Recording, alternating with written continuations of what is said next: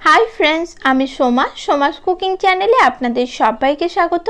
आज आमी आपनादेर आलू और मयदा दिए खूबी सुस्वादु और मचमचे स्नैक्स रेसिपि शेयर करब। और एटा बानानो खूबी सहज। चलुन ताहले एखोनी रेसिपिटा देखे निन। भिडियोटी भालो लागले लाइक और शेयर करार अनुरोध रइलो। এই স্ন্যাক্স রেসিপিটি তৈরি করার জন্য প্রথমে আমি আলুটা সেদ্ধ করে নেব। তার জন্য সসপ্যানের মধ্যে দুটো বড় সাইজের আলুর খোসা ছাড়িয়ে আলুগুলো সেদ্ধ হতে বসিয়ে দিয়েছি।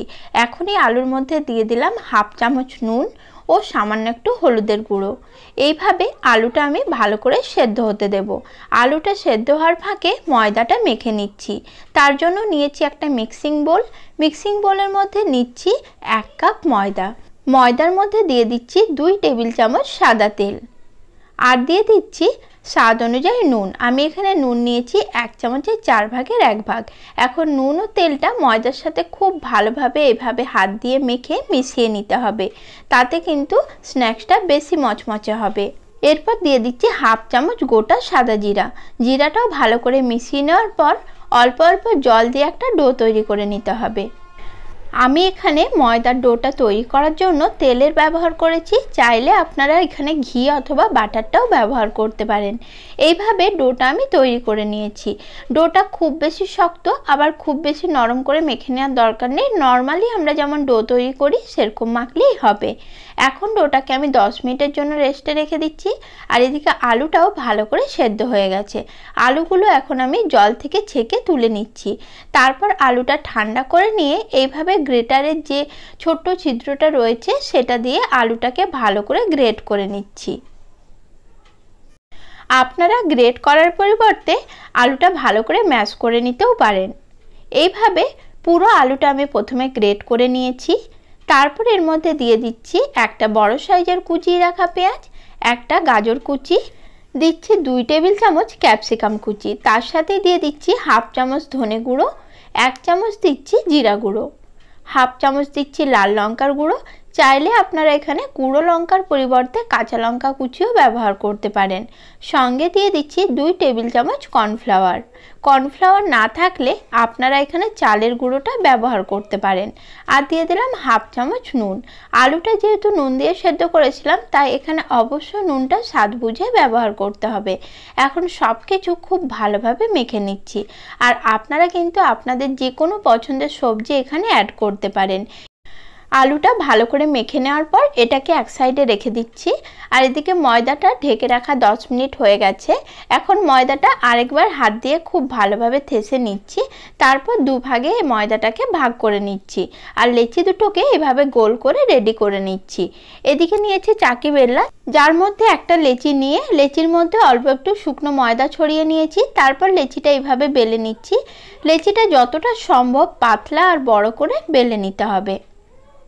চাকিটা রুটি বেলার ক্ষেত্রে আমার ছোট বলে মনে হয়েছে তাই আমি কিচেন স্ল্যাবের ওপর রুটিটা বড় আর পাতলা করে বেলে নিচ্ছি। এইভাবে দ্বিতীয় রুটিটাও আমি একই রকম ভাবে বেলে নিচ্ছি। দুটো রুটি প্রথমে বেলে আমি রেডি করে নিচ্ছি। দুটো রুটি আমার বেলে রেডি করা হয়ে গেছে। এখন একটা রুটির ওপরে আলুর যে পুরটা আমি বানিয়ে রেখেছিলাম সেটা এইভাবে পুরো পুরটা দিয়ে রুটির চারপাশে ছড়িয়ে নিচ্ছি। রুটির মধ্যে পুরটা খুব ভালোভাবে লাগিয়ে নিতে হবে। পুরো রুটিটার মধ্যে পুরটা আমি ভালো করে লাগিয়ে নিয়েছি। তারপরে ওপর দিয়ে যে আরেকটা রুটি বেলে রেখেছিলাম সেটাও দিয়ে দিলাম। আর এখন রুটি দুটোর মুখ খুব ভালোভাবে এভাবে আঙ্গুল দিয়ে প্রেস করে বন্ধ করে দিতে হবে। আটকে দিতে হবে যাতে কোনোভাবেই খুলে না যায়। মুখটা ভালো করে বন্ধ করা হয়ে গেলে একটা ছুরির সাহায্যে রুটির 4 সাইডটা এইভাবে সমান করে একটু কেটে নিচ্ছি।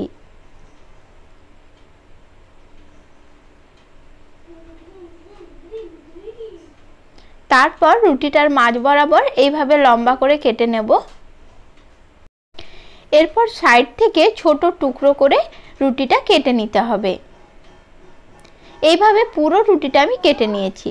এখন একটার উপরে আরেকটা পিস চাপিয়ে দিয়ে মুখ দুটোকে ধরে এইভাবে ঘুরিয়ে নিলেই নাস্তাটা কিন্তু রেডি হয়ে যাবে। আর দেখুন এই শেপটা দেখতেও কতটা সুন্দর লাগছে। আর বানানো খুবই সহজ। একই রকমভাবে সব কটাই আমি প্রথমে রেডি করে নিচ্ছি, তারপর এগুলো ভেজে নেব। তবে আপনারা চাইলে অর্ধেকগুলো ভেজে নিয়ে বাকিগুলো কিন্তু ফ্রিজে 1 সপ্তাহ পর্যন্ত স্টোর করে রাখতে পারে। তারপর যখনই খাওয়ার ইচ্ছে হবে গরম গরম ভেজে নিলেই হবে।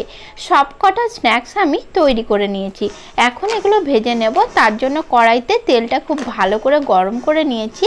এখন কড়াইয়ের মধ্যে একে একে স্ন্যাক্সগুলো আমি দিয়ে দিচ্ছি ভাজার জন্য। গ্যাসের ফ্লেমটা মিডিয়াম লোতে করে দিয়েছি, আর গ্যাসের ফ্লেম মিডিয়াম লোতে রেখে স্ন্যাক্সগুলো ভেজে নেব। এক সাইডটা ভাজা হয়ে গেছে, এখন চামচের সাহায্যে এগুলো উল্টে নিচ্ছি। তারপর একই রকমভাবে অপর সাইডটাও ভাজা হতে দেব। দু সাইডটাই ভালো করে ভাজা হয়ে গেলে তেল ঝরিয়ে তুলে নিচ্ছি, আর বাকি যে কটা স্ন্যাক্স রয়েছে সেগুলোও আমি ভেজে নিচ্ছি। আপনাদের এই রেসিপিটি কেমন লাগলো আমাকে কমেন্টে অবশ্যই জানাবেন। আর একই রকমভাবেই সব কটা স্ন্যাক্স আমার এখন ভাজা হয়ে গেছে। আজকের মতো নমস্কার বন্ধুরা, সকলেই ভালো থাকবেন।